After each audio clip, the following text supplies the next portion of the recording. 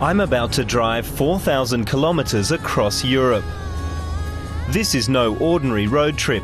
I'm traveling from Berlin to the Turkish-Syrian border, accompanying a delivery of school supplies for refugees.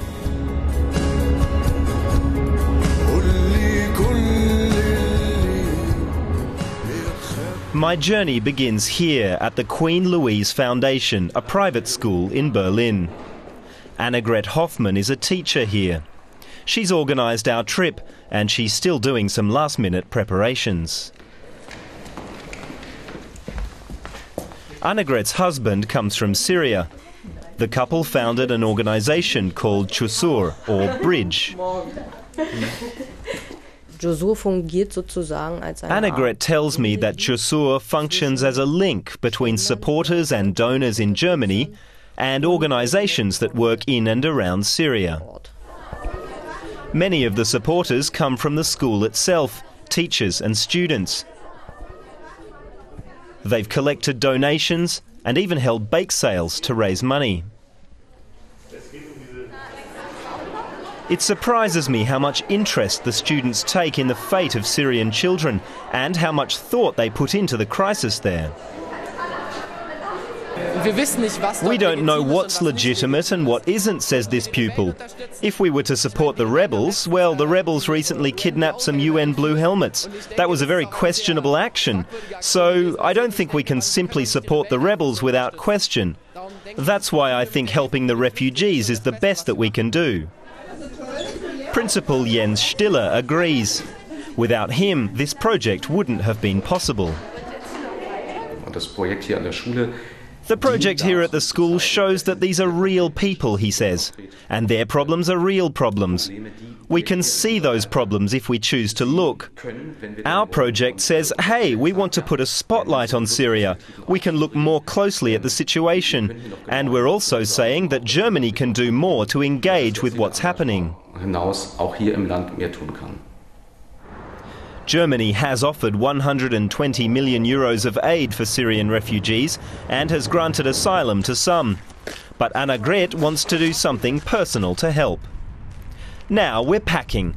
A blackboard, exercise books, paints, but also clothes and shoes, packed into garbage bags. Firas Casas is helping out. He came to Germany as a political refugee 12 years ago. He hasn't seen his family in Syria since.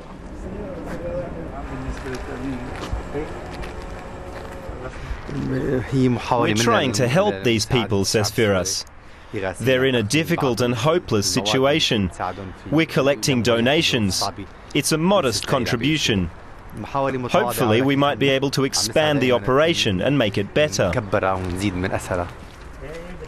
Our goal is the village of Haji Pasha, on the border between Syria and Turkey. Annegret's organisation opened a school there at the beginning of the year. She's going to visit it for the first time.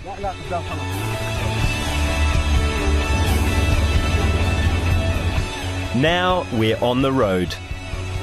Annegret's two sons are coming with us. Their parents think it's important that they see what life is like for the refugees. It's very different from their lives in Germany. The journey takes 5 days. We drive from Germany into Italy, then take the ferry to Greece.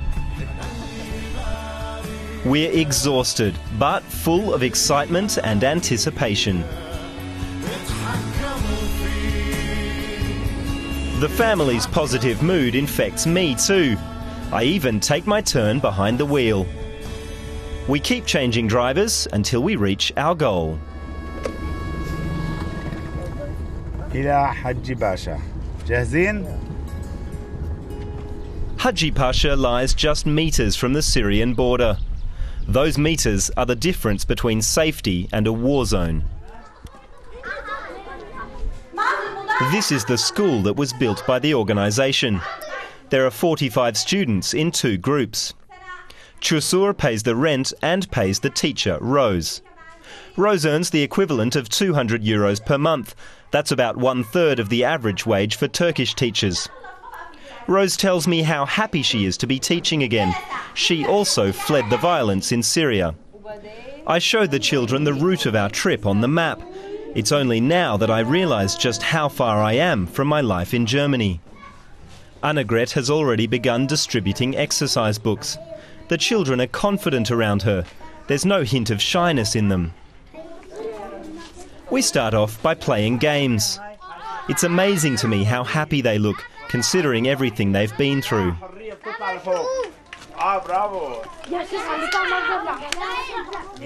The older students make masks using materials Annegret has brought from Germany. The main aim of today is to get to know the children by playing with them.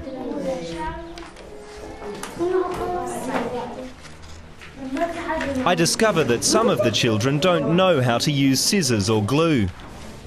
Some of them have never been to school, others haven't been for many years. They enjoy themselves and they learn quickly. It's fun being with them. As a teacher, says Annegret, it's unusual that a big group of kids, 20 or 40 of them, are completely focused and enthusiastic about something. Usually there are a couple who aren't really interested. The kind of enthusiasm is different too. It's interesting. Our days in Haji Pasha are planned out. Every morning we join the students at the school. Today we're painting. Annegret's husband Samir tells the children about the exercise. It's important that people understand what has happened to you through your pictures, he says, so that they can find out what you're thinking and what you miss about your life in Syria.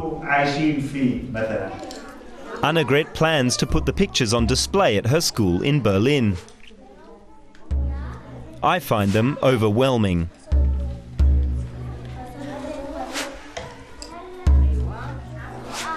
I don't think you have to be a psychologist to see what these children have been through.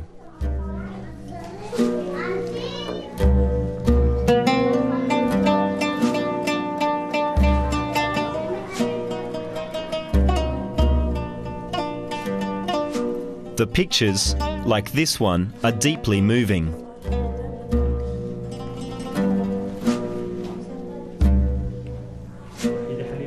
Or this one.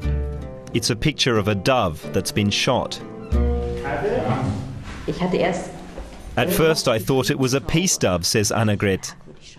I thought it was strange that the symbol exists here as well. I told her that most doves are white. I wanted to talk her out of painting it brown. But now I realise what it's really meant to be. For those of us living in Berlin, the death, injury and displacement of the Syrian crisis seems very far away. But for children like Rina, it's a fact of life.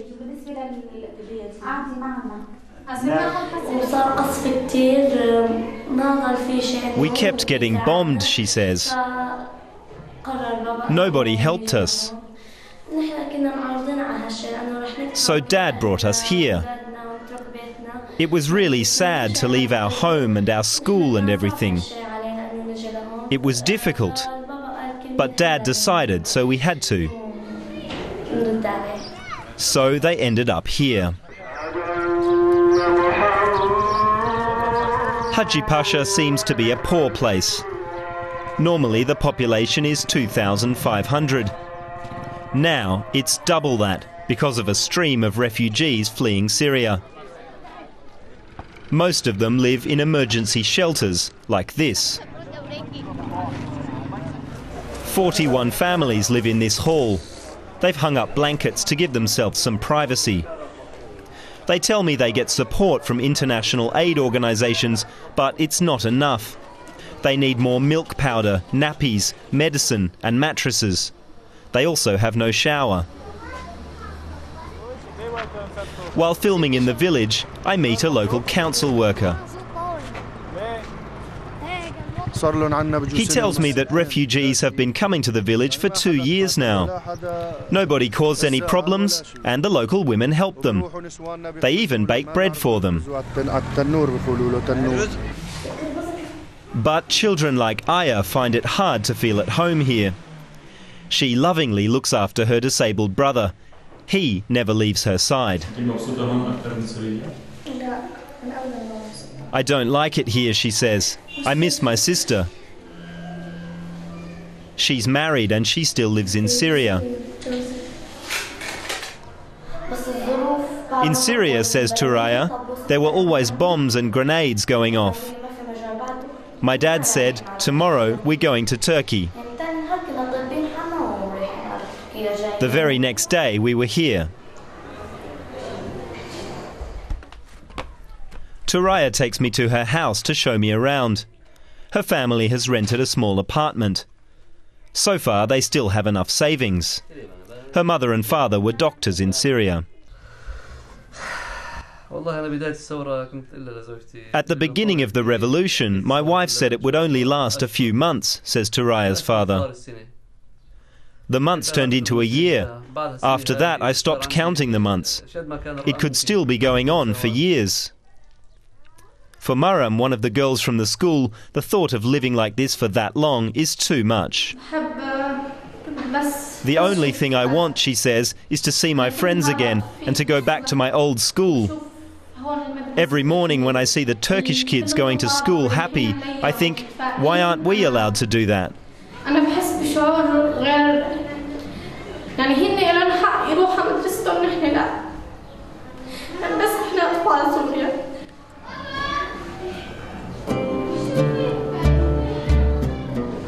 At least they do have the refugee school. Anna Great hopes more schools like this one will be started. She says it's these children who will build Syria's future when the violence finally stops.